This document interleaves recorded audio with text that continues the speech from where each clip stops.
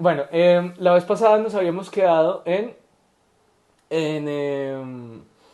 Marte. Se me había olvidado poner una cosa adicional que me gustaría que conocieran, que es una iniciativa de ciencia ciudadana. No sé si ya lo he mencionado, pero ciencia ciudadana se refiere a que digamos, hay tantos datos, tantas imágenes que recogen todas estas ondas y todo este tipo de instrumentos que la gente no da, no, los científicos no dan abasto. Y entonces muchas veces se necesita entrenar al computador para que aprenda a distinguir entre diferentes cosas. Entonces, una de estas iniciativas de ciencia ciudadana es sobre imágenes de Marte.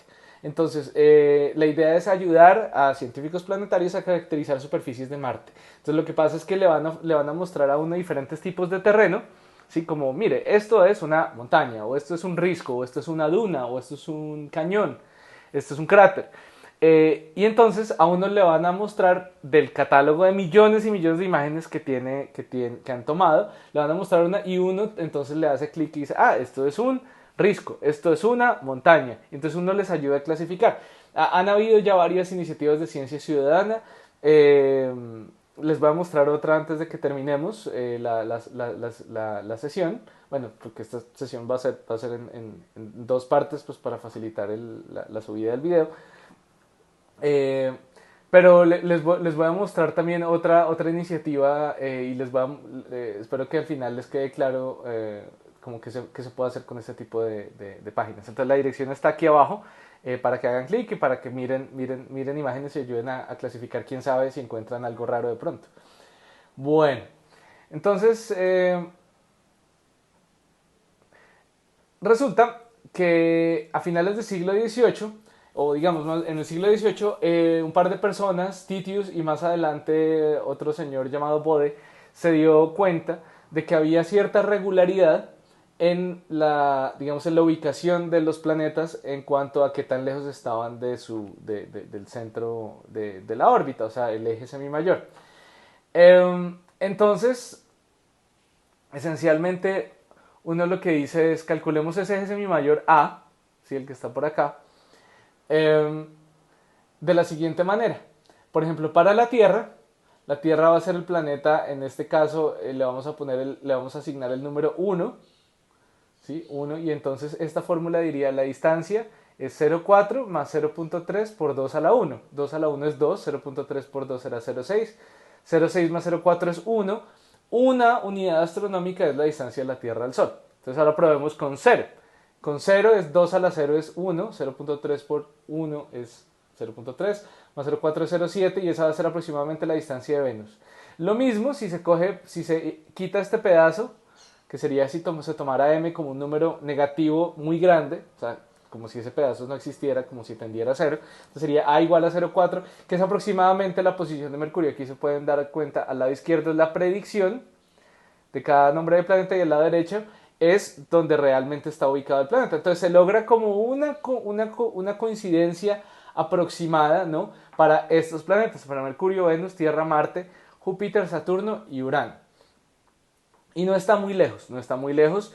De hecho, hay varias explicaciones por las cuales esto puede ser cierto. Esto es una ley empírica, es decir, detrás de esta, no es como la tercera ley de Kepler, que tiene mucha información adentro sobre mecánica orbital y sobre las leyes de Newton. No, esta no. Esta ley es una ley puramente empírica, o sea, obedece a lo que nosotros observamos, y es prácticamente coincidencial, porque de hecho si nosotros tomamos más planetas, como lo veremos más adelante, esa ley ya no se va a cumplir también. Hay ciertas tendencias parecidas en la formación, en otros sistemas exoplanetarios, como lo veremos más adelante, pero obedecen a lo que se llama en astronomía una ley de potencia. La ley de potencias, pues, quiere decir que una cantidad se relaciona con otra a través de una exponencial. ¿Sí? Pero eso puede significar simplemente, o sea, se refiere más bien a cómo estaba distribuida la masa original del disco que dio lugar a que se formara el sistema solar o el sistema exoplanetario que nosotros tengamos. ¿Sí? Entonces es más una consecuencia de qué fue lo que produjo el sistema solar, y no una consecuencia, por ejemplo, de la mecánica orbital, que las leyes de Kepler sí son consecuencia de la mecánica orbital.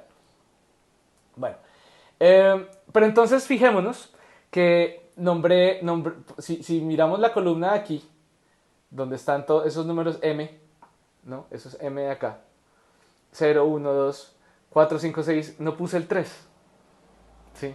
No puse el 3.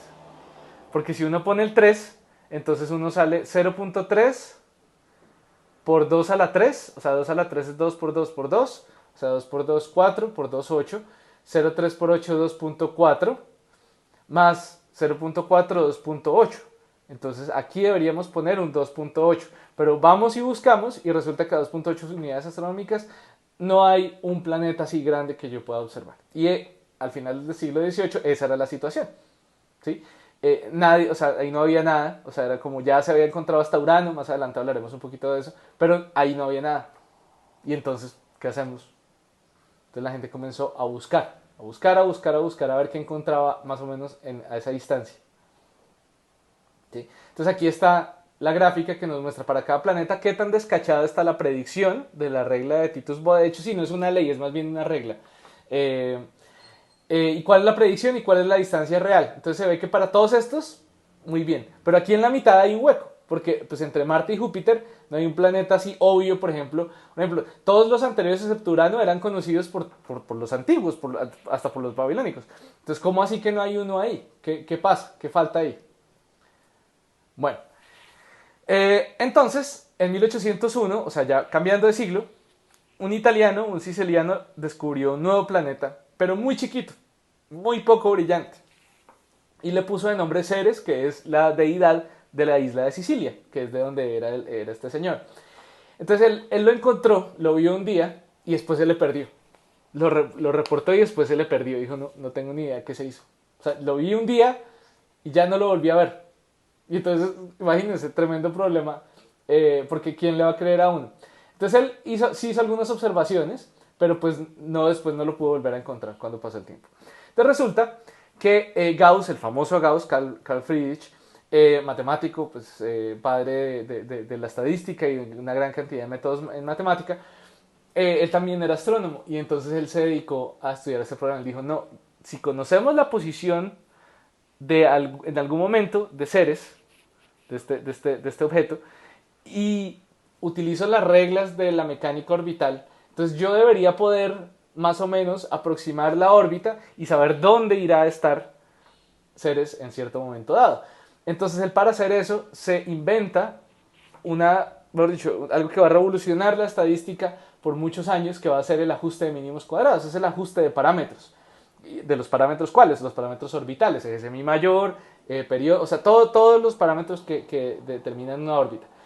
Y entonces él inventa este análisis de mínimos cuadrados, que es el ajuste de una recta, que seguramente ustedes han visto mucho en estos días para modelos de predicción que va a pasar con los infectados del coronavirus, seguramente lo irán a ver. O lo habrán visto, que es esencialmente ajustar datos a una curva y encontrar los mejores parámetros de la curva. Entonces él hizo eso, encontró los mejores parámetros de la órbita de este planeta y efectivamente un tiempo después dijo, sí, estaba donde había dicho mi modelo, que ya existía. En esta imagen tiene los colores un poquito exagerados. Este azul blanco muestra una composición que es diferente a la que se ve la rocosa del resto de la superficie de Ceres. Es lo que se llama un planeta, un objeto menor del sistema solar, porque es un planeta muy pequeño. De hecho, no es un planeta enano. Entonces en Ceres, la sonda Dawn le tomó unas fotos a Ceres y se dio cuenta de un cráter que tenía algo aquí muy brillante y durante varios días la gente estuvo, ¿y qué será eso? Entonces en ese cráter, que tiene 100 kilómetros de grande, o sea que esta región tendrá apenas un par de kilómetros y mucho de grande, se encontró salmuera, o sea, como sales no exactamente de sal de cloruro de sodio, sino otros tipos de sales químicamente clasificados como sales que se han depositado ahí, ¿sí? O sea, que muestra la composición tan rica, o más bien la diversidad en la composición química que hay en estos planetas, que pues son esencialmente residuos de la formación de nuestro sistema solar cuando era joven. Entonces, para que veamos que no era todo roca inerte y ya, sino que había una cantidad interesante de materiales. Bueno, más adelante, en 1802 y después en 1807 se encontraron otros planetas, o como ahora les decimos, asteroides, em, muy cerca, o sea, más o menos en los mismos puntos de la órbita de Ceres, o sea, a la misma distancia, en el hueco donde habíamos dicho que había en, en la ley de Titius-Bode, en la regla de Titius-Bode. Y entonces se descubren el asteroide Pallas, el asteroide Vesta. Pallas fue descubierto por un astrónomo muy famoso, el Olbers, más conocido por la paradoja que él planteaba, que no tuvo solución sino hasta hace relativamente, hasta el siglo pasado, esencialmente, y es si el universo es infinito, y no tiene que ver con esto de los asteroides, pero les cuento para que sepan la paradoja de Olbers. Si el universo es infinito y en cualquier dirección donde yo mire hay estrellas, porque hay estrellas en todos lados y el universo es infinito, entonces esencialmente no deberían haber puntos, o sea, regiones negras en el cielo, regiones oscuras, porque en cualquier lugar donde yo mire debería haber una estrella, o sea, debería llegar desde todas las direcciones fotones y debería ver el cielo así totalmente brillante todo el tiempo. O sea, no habría cielo nocturno así oscuro, ¿no? Hasta el cielo nocturno sería una cosa brillante todo el tiempo porque nos llegaría luz de todos lados. Entonces, esa era la paradoja que él planteó. Más adelante de pronto hablaremos de esto cuando hablemos de cosmología. Bueno, y también Vesta es más pequeño que Ceres, no es para nada redondo, entonces por eso no es considerado un planeta enano. Si el objeto tiene forma redonda, como lo mencionaba la vez pasada, sí es considerado planeta enano como Ceres, pero Vesta no. Aquí se ve una montaña, un impacto que muestra una explosión por este lado en Vesta. ¿Sí? Ahorita la mencionaremos otra vez. Bueno, aquí abajo tenemos una gráfica que nos muestra aquí en este eje, el eje semimayor, o sea, la distancia del Sol, y aquí la excentricidad, o sea, qué tan lejos está la órbita de ser un círculo perfecto, de diferentes familias entonces de asteroides, ¿sí? O sea, de rocas pequeñas, de tamaños entre decenas y centenares de kilómetros, que los podemos clasificar pues por dónde están y qué órbita comparten. Entonces hay diferentes familias entonces de asteroides. Hay una gran cantidad de asteroides catalogados, pero hay muchos que no han sido catalogados todavía. ¿Sí? Debe haber hasta millones de objetos con radios de más de 1 kilómetro en ese cinturón de asteroides entonces que vamos a decir que existe en este hueco que hay entre Marte, o en este hueco que presenta la ley de Titius-Bode entre Marte y Júpiter. ¿Por qué no hay un planeta ahí? La razón por la cual no hay un planeta ahí es esencialmente Júpiter. ¿Sí? Júpiter es un planeta tan masivo que no permite o no deja que hubiera una aglomeración de material que lograra ser lo suficientemente grande como para limpiar toda su órbita. ¿Sí? O sea, Júpiter es tan grande que mantuvo todo eso desorganizado. ¿Sí? No dejó que los planetas, que los planetesimales, como los llamaríamos, ahora asteroides, en ese momento se aglomeraran para formar un planeta. Entonces quedó como todo el material de construcción ahí listo, ¿sí? Como digamos quedó en obra negra ese planeta que tenía que haber quedado ahí. Bueno, aquí están los diámetros de los asteroides más grandes. El número obedece al orden en el cual fueron descubiertos. Entonces, por ejemplo, el primero, 1, Ceres. El segundo, Pallas, pero el cuarto, Vesta. Vesta es más grande que Pallas. Entonces, digamos que en esta tabla quedaron desorganizados. Tercero, el ser descubierto fue Juno, pero no es tan grande como otros que se descubrieron después. Entonces, pues está mucho más abajo en esta lista. Hay un montón, estos son simplemente los 20 más grandes conocidos en el cinturón de asteroides. Bueno, entonces en el sistema solar, para que nos ubiquemos donde estamos, entonces ya pasamos la órbita de Marte y entonces en esta región es donde está el cinturón de asteroides. Esta imagen está un poco exagerada, digamos, no se ven así, porque de hecho nosotros nos imaginamos el cinturón de asteroides como, no sé, como en la Guerra de las Galaxias o como en cualquier otra película de ciencia ficción que a los héroes les toca navegar así su navecita entre los asteroides. No, de hecho están bastante lejos unos de otros, o sea, uno podría pasar de Marte a Júpiter fresco, hacer ese viaje 1000 veces y no encontrarse un asteroide a cientos de kilómetros, a cientos de miles de kilómetros de distancia de donde uno está viajando, ¿sí? O sea, está muy, digamos, el espacio está tan vacío que uno no notaría esos asteroides, pero están ahí, o sea, si uno los busca, pues los puede encontrar. O sea, que cada punto de esos en tamaño y en brillo está exageradísimo. Y hay otros asteroides que son sostenidos en su órbita por Júpiter, ¿sí? En ciertos puntos de equilibrio, los griegos y los troyanos. Y hay varios troyanos muy famosos que tienen nombre de héroes de la guerra de Troya. Ahí vemos otras familias de asteroides sostenidos en posiciones diferentes de estabilidad a las de cinturón de asteroides por Júpiter, ¿sí? Gravitacionalmente, tal vez debió haberlo hecho. Bueno, entonces uno encuentra diferentes asteroides y asteroides que han caído a la Tierra que llamamos meteoritos y van a tener composiciones diferentes. ¿Cómo clasificamos la composición de los asteroides? Pues los clasificamos de acuerdo a su origen. Entonces, claro, imaginémonos que esencialmente entre más crudo está el material, más primigenio es. ¿Qué quiero decir con primigenio? Pues que ha sido menos procesado y entonces, digamos, es más parecido a como era casi todo el material antes de formarse el sistema solar. Entonces están unos meteoritos que se llaman los meteoritos condríticos, que son como aglomeraciones de bolitas, de granos de polvo, que claramente no fueron calentados, no fueron derretidos, sino que se fueron aglomerando y ya. ¿Sí? Esos vienen de o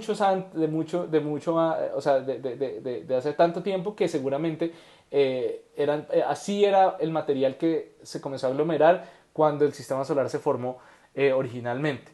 Y hay otros meteoritos que ya muestran lo que que se formaron en un parent body, en un objeto padre o madre, que tuvo diferenciación de material. Entonces, si yo comienzo a meter diferentes materiales en un objeto cada vez más grande, más grande, más grande, entonces se va a calentar en la mitad, ¿sí? Y al calentarse en la mitad, entonces también diferentes materiales se van a ir más hacia el centro, los más pesados van a ir hacia el centro, los más densos. Por ejemplo, el hierro se va a condensar hacia el centro, y si además en el centro está caliente, entonces ese hierro va a derretirse y va a formar aglomeraciones como los que vemos en los meteoritos de hierro. ¿Sí? Que eso seguramente fueron parte de un objeto ya más masivo, ¿sí? Que tuvo esa diferenciación, que ya tuvo más ese procesamiento de roca, si estaba en la superficie de ese cuerpo o en el interior, en el núcleo de algún cuerpo, que seguramente después fue destruido por otros impactos, no sabemos qué pasó.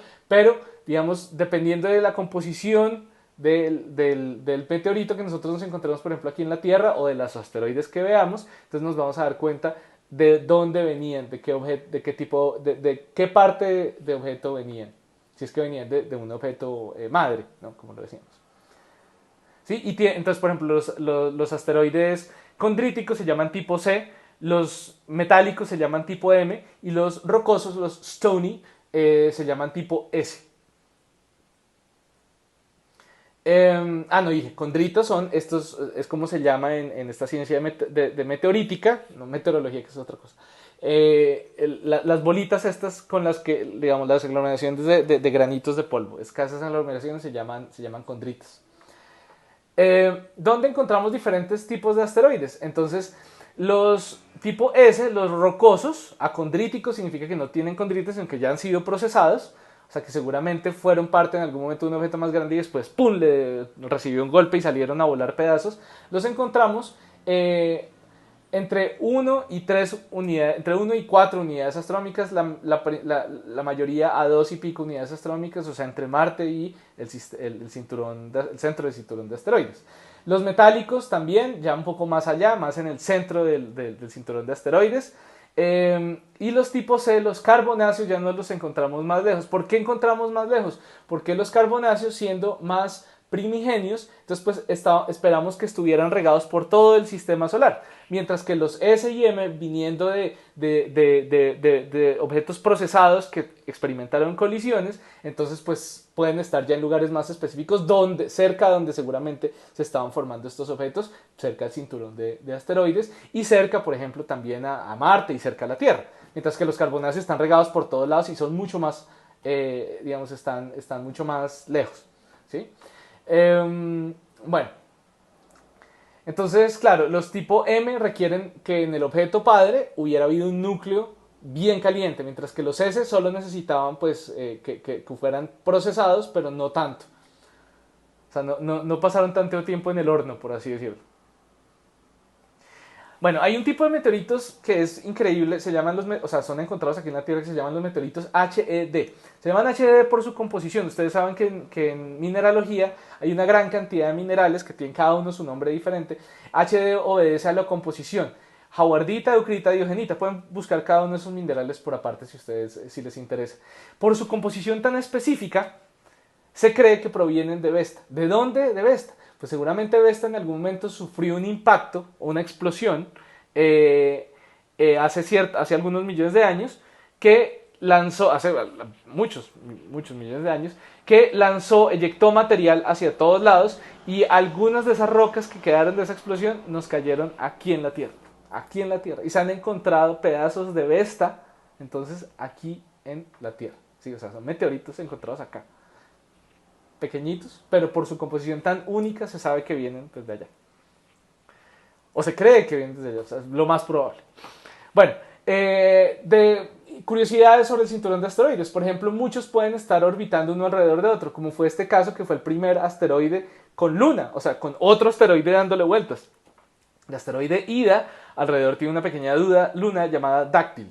Encontrada por la sonda Galileo en el 93. La sonda Galileo fue una sonda que pasó por el cinturón de asteroides y su misión era llegar a Júpiter.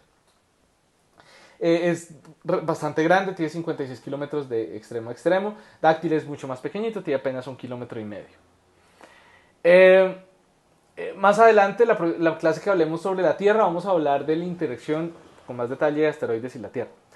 Bueno, Marte tiene 2 lunas, no las había mencionado, ante todo porque estas 2 lunas son asteroides capturados. O sea, asteroides que seguramente pasaron cerca a Marte cuando estaba ya finalizando su proceso de formación y por interacciones gravitacionales se quedaron atrapados en la órbita de Marte. Entonces no son lunas así grandes como normalmente pensamos en nuestra luna o las lunas de Júpiter, así bien gorditas, bien redonditas. No, son pedazos de roca que simplemente los atrapó Marte. Se llaman Phobos y Deimos. Bueno, hay un tipo de objetos que causan algunas personas gracia, a otras personas temor, que son los NEAs o NEOs. NEAs corresponde a, no se ríen, Near Earth Asteroids, o sea, asteroides cercanos a la Tierra.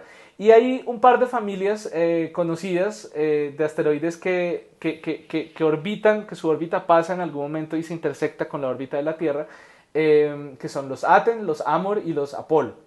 Y hay varios objetos entonces de esas familias de asteroides que a veces pasan muy cerca a la Tierra y de vez en cuando causan pánico, pues porque los periodistas exageran, pero pues muchas veces no pasan ni de cerca, o sea, no pasan más cerca que por ejemplo la órbita de la Tierra, la distancia de la Luna a la Tierra, que por sí es ya bastante lejos comparativamente como lo hemos visto. La prueba de que la Luna está bastante lejos de la Tierra es que casi no hay eclipses. Si estuviera mucho más cerca veríamos eclipses a cada rato. Pues está tan lejos que para que haya un eclipse tiene que ser así súper improbable el alineamiento entre la Luna, el Sol y la Tierra. Entonces, por lo general, la gente los detecta, muchas veces se detectan demasiado tarde, es verdad, pero pues hay ciertas posibilidades, eso lo mencionaremos más adelante. No ahorita, sino la clase que hablemos sobre la Tierra. Bueno, está este asteroide muy famoso, recientemente llamado el asteroide Itokawa, que no parece tener cráteres, como otros asteroides que sí se han visto que se han golpeado unos con otros, no, este no. En este asteroide vemos es como una pila de rocas, como una aglomeración ahí de piedras y hielo, que apenas medio están sostenidos pues con babitas, ¿no? O sea, pero no con babitas, con fuerza de gravedad y tal vez algunas fuerzas de contacto. A este asteroide fue la Agencia Espacial Japonesa, la JAXA o JAXA, como a veces se le llama, mandaron una misión, una sonda, la llamada Hayabusa, que fue hasta allá, cogió muestras del asteroide y se devolvió a la Tierra y trajo estas muestras. ¿Sí? Esta es una imagen de la sonda Hayabusa reentrando a la atmósfera después de haber ido y vuelto. ¿Sí?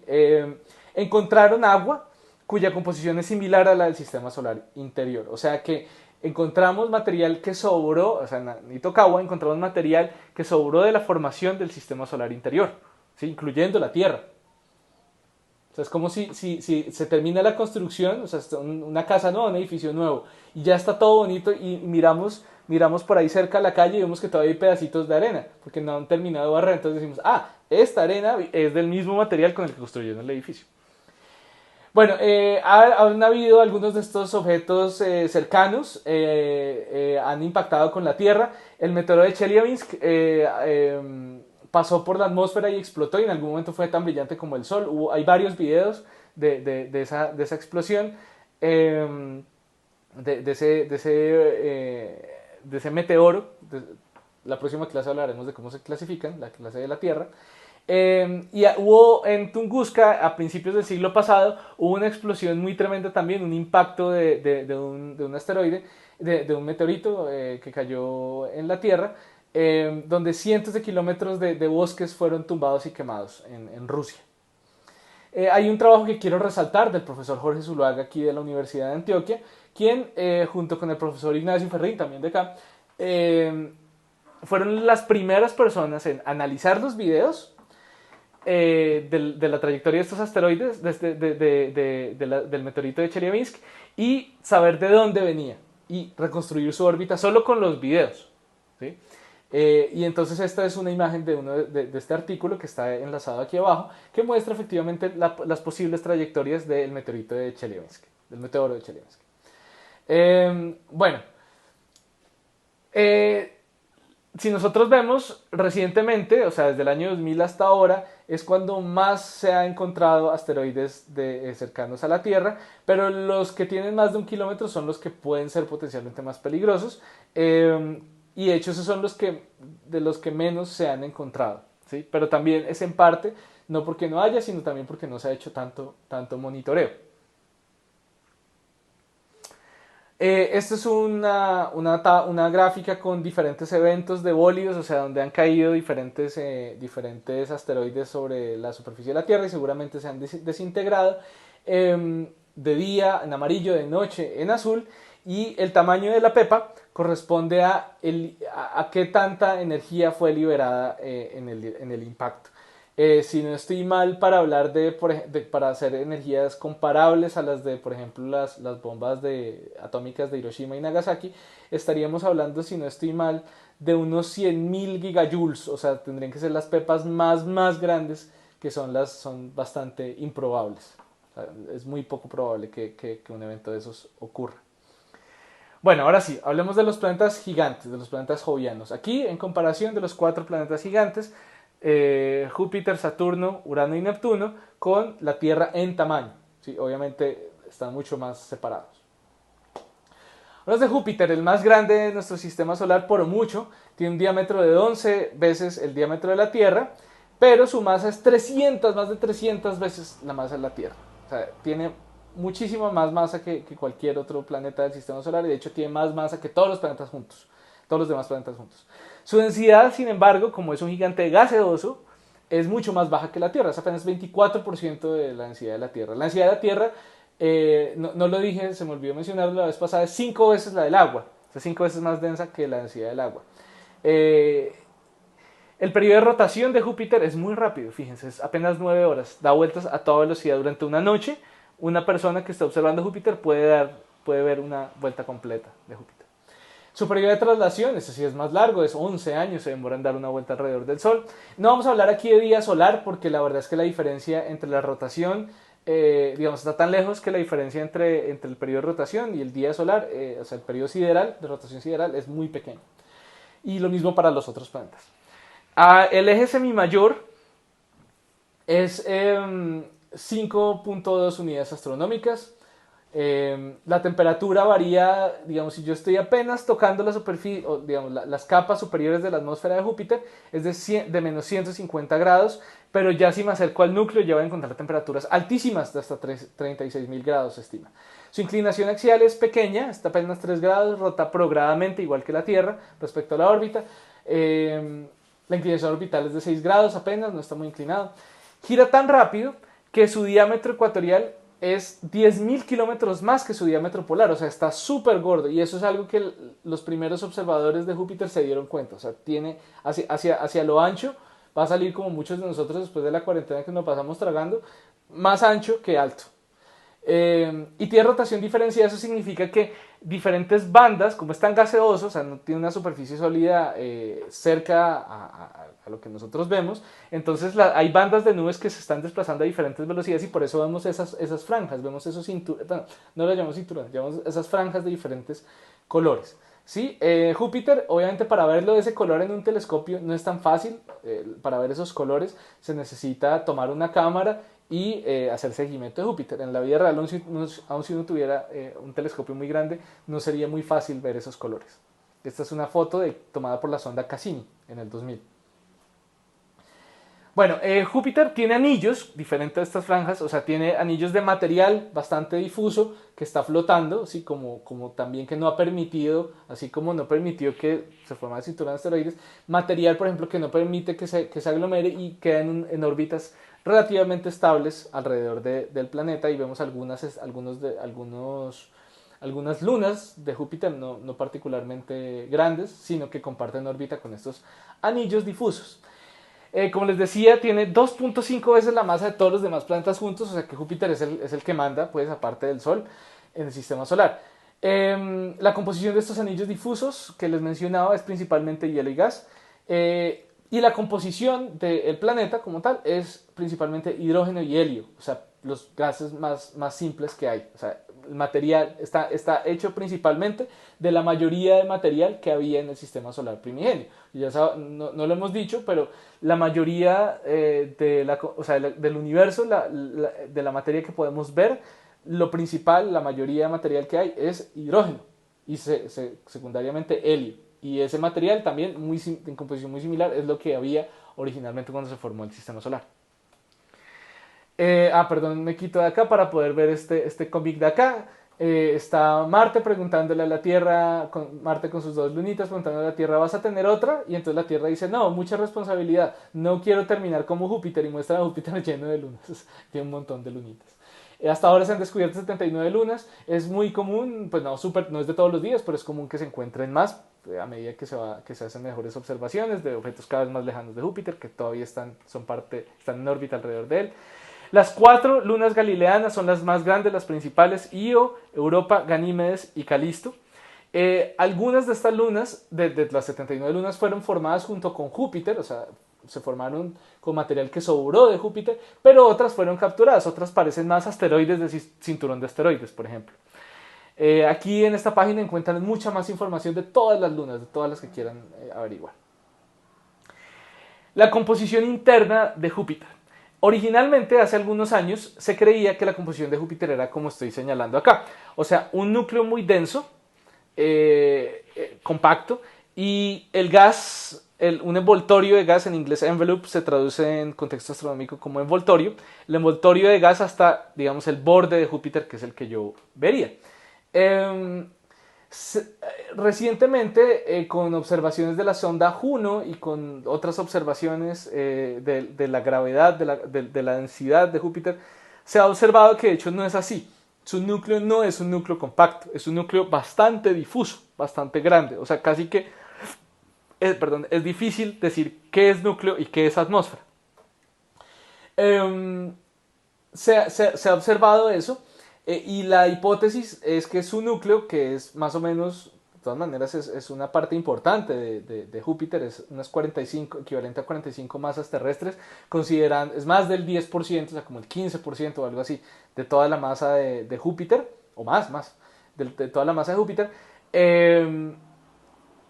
está difundido. Se cree que Júpiter fue víctima de un impacto de un planeta similar, de tamaño similar a la Tierra, cuando se estaba formando, le dio tan duro, o sea, le pegó este cimbronazo tan duro que su núcleo, que originalmente era muy compacto, se expandió, se terminó regado por todo el planeta, prácticamente. Y ya es como lo encontramos actualmente. Y esta es la hipótesis. Apenas cuando todavía había una gran cantidad de material sobrando, sobrando no, sino el material de construcción del sistema solar, entonces en algún momento hubo ese impacto entre Júpiter y un planeta como la Tierra, del tamaño de la Tierra. Bueno, la presión en el interior de Júpiter. Si nosotros, por ejemplo, pensamos en términos de la presión atmosférica aquí a nivel de la Tierra, pues es una atmósfera. Comparando, por ejemplo, digamos, no es una presión relativamente baja para un humano, pero si nosotros nos fuéramos, por ejemplo, al fondo marino, entonces la presión sería mucho más alta. La presión sería equivalente a tener encima 4 carros, ¿sí? Si nos vamos al centro de la Tierra, encontraremos una presión de unos 11.000 carros. Pero eso no es nada en comparación a la presión en el centro de Júpiter. Estamos hablando de una presión equivalente a tener encima 160.000 carros. ¿Sí? O sea, son presiones altísimas y por eso corresponde a temperaturas también muy altas.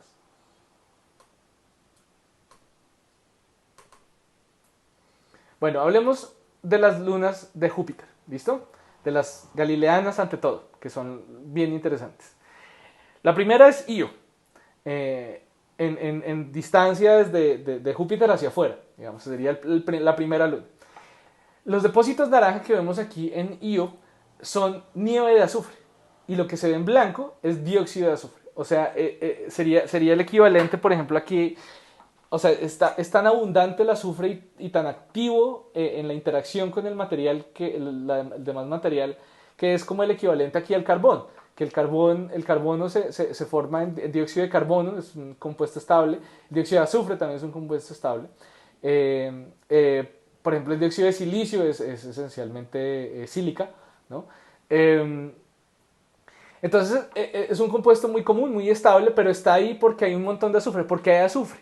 ¿Por qué hay azufre mío? ¿Por qué hay tanto azufre ahí? Porque resulta que tiene una cantidad enorme de volcanes. Si nosotros lo vemos en luz visible, pues lo vemos normalito, pero donde lo veamos con luz infrarroja, aquí al lado derecho, ¿sí? Entonces nosotros vamos a ver que está súper caliente y tiene puntos súper calientes por toda su superficie.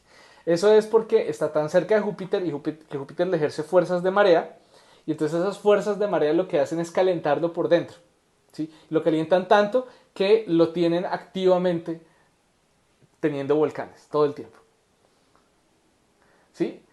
Aquí a mi izquierda entonces vemos actividad volcánica, erupciones volcánicas, aquí arriba y aquí abajo emisiones de columnas de humo, ¿sí? que llegan hasta distancias muy altas.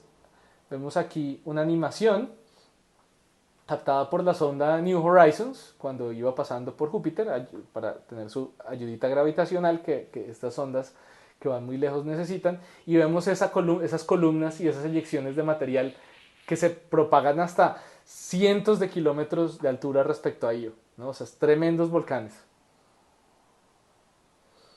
Bueno, y esta actividad es constante. Entonces, por ejemplo, vemos aquí una imagen que va de abril hasta julio, hasta abril del 97 hasta julio del 99, o sea, apenas un par de años de diferencia, y vemos entonces cómo cerca uno al lado del otro se forman un montón de volcanes. Entonces, por ejemplo, aquí tenemos estos dos volcanes en abril del 97. En septiembre, el volcán de la derecha, este de aquí, explota y vean, o erupciona, perdón, explota tal vez es un término incorrecto. Erupciona y vean ahora cómo se ve unos meses después. Y después, entonces este de acá no se deja y vuelve a erupcionar. ¿Sí ven? Y no solo eso, sino que al lado le sale como otro volcancito, otra pequeña caldera. Es bastante, tiene una actividad bastante activa en una región de apenas 1.700 kilómetros cuadrados.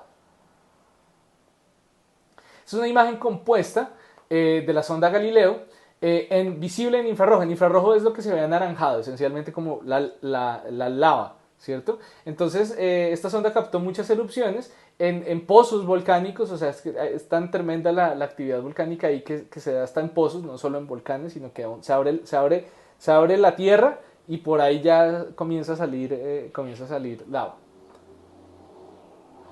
Bueno, pasemos a otro planeta un poquito más frío, pero igualmente interesante, que es Europa. Un planeta, no, una luna de Júpiter llamada Europa. Aquí comparamos, en esta imagen, es bastante importante para pensar en el agua en la Tierra. Toda el agua en la Tierra, si yo la cogiera y le hiciera una bolita líquida y se la quitara a todos los océanos y los ríos, tendría este tamaño, el que está aquí arriba. Si yo hiciera lo mismo con el agua en Europa, me encontraría esto. ¿Sí? O sea, más agua todavía que la que hay en la Tierra. En Europa hay más agua que la que hay en la Tierra, imagínense. Es prácticamente solo tierra. Solo agua, perdón. Sí, es que tierra. Solo agua. Entonces hay evidencia de que no solo tiene hielo en la superficie, sino que adentro también tiene océanos. ¿De dónde?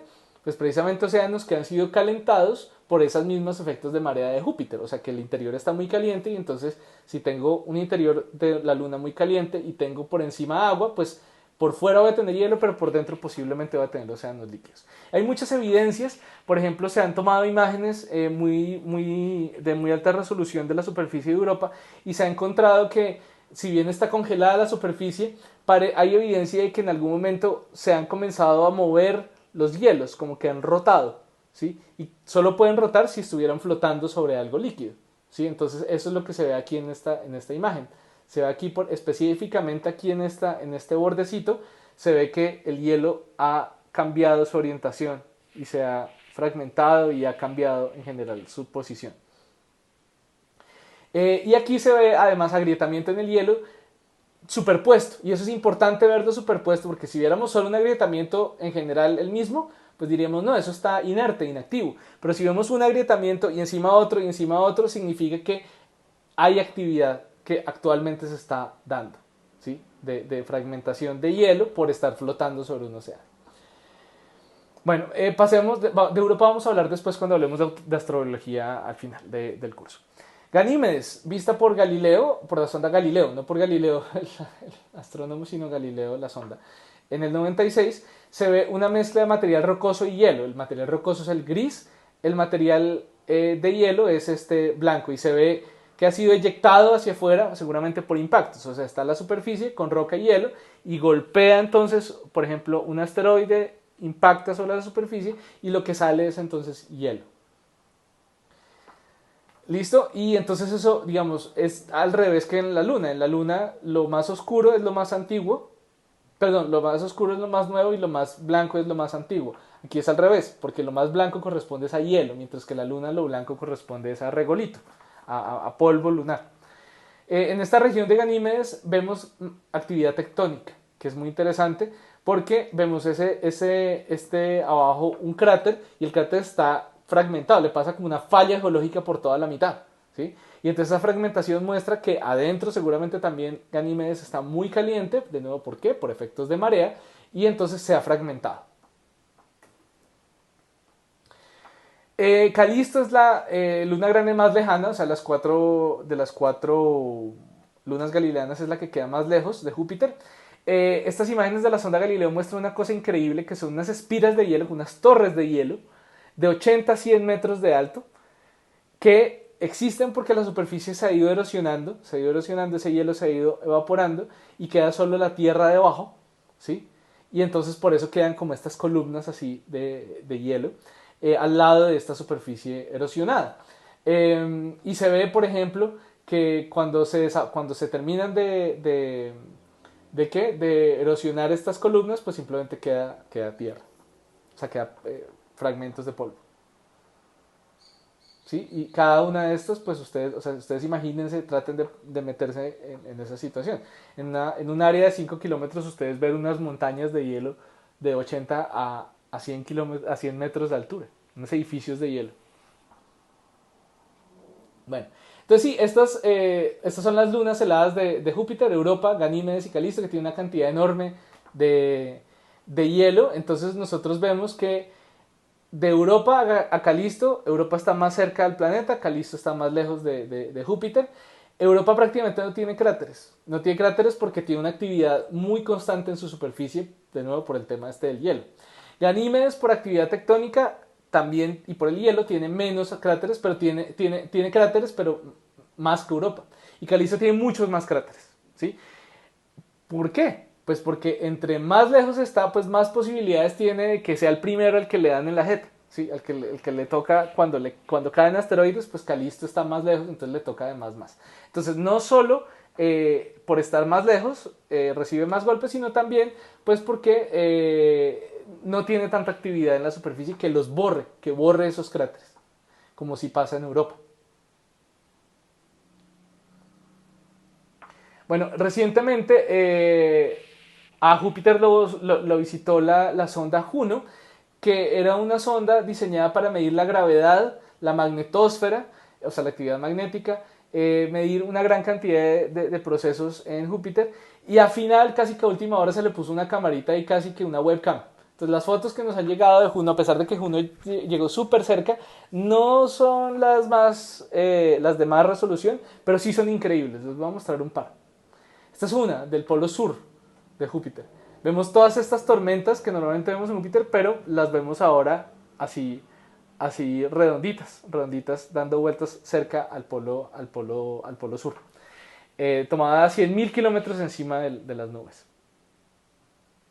Esta es otra imagen similar, también tomada por Juno, donde se ve todas estas turbulencias que se presentan por diferentes franjas de atmósfera que tienen diferentes velocidades, seguramente diferentes composiciones que se encuentran unas con otras, y al encontrarse unas con otras pues generan todas estas perturbaciones en la atmósfera. Bueno, si nosotros observamos a Júpiter en ondas de radio, nosotros lo vamos a ver súper brillante, o sea, vamos a ver una gran cantidad de actividad de partículas, como partículas cargadas que están dando vueltas muy rápido, interactuando con el campo magnético de Júpiter. Muchas de estas vienen del viento solar, muchas de ellas van a ser producidas por el mismo Júpiter, y van a quedar atrapadas en ciertas regiones, y donde se ven más brillantes, en esta imagen de hecho esta está un poquito girada, o sea, así vemos el ecuador de Júpiter en esta dirección, y así a los lados vemos pues donde hay actividad más brillante, que es donde está llegando más partículas cargadas seguramente del Sol, y que quedan atrapadas y después se van hacia atrás. Entonces en todas estas bandas se generan lo que se llaman los cinturones de Van Allen, que son los cinturones de partículas que están atrapadas por el campo magnético del planeta. Bueno, entonces en Júpiter vamos a tener las famosas tormentas. Una de estas pues va a ser la gran mancha roja, que le cabrían más o menos unas 3 tierras una al lado de la otra. Más o menos la mancha aquí debajo tendría el tamaño de la Tierra. Aquí a la derecha tenemos una animación del acercamiento de la sonda Voyager 1, si no estoy mal, a Júpiter, donde se ve cómo están evolucionando todas estas tormentas sobre Júpiter. La gran mancha roja se ha visto por lo menos desde hace unos 340 años. O sea, no sabemos cuándo se formó, pero sabemos que mínimo existe hace unos 340 años, que fue cuando las primeras personas comenzaron a observar con mucho detalle a Júpiter y reportaron la mancha. Y eso es una tormenta que lleva 340 años, imagínense, mínimo. O sea, vean lo rápido que cambia la superficie del planeta, y aún así esa mancha se mantiene ahí. Bueno, aquí voy a parar esta primera parte de la clase. A continuación pueden continuar con la siguiente parte en el enlace que ahí está.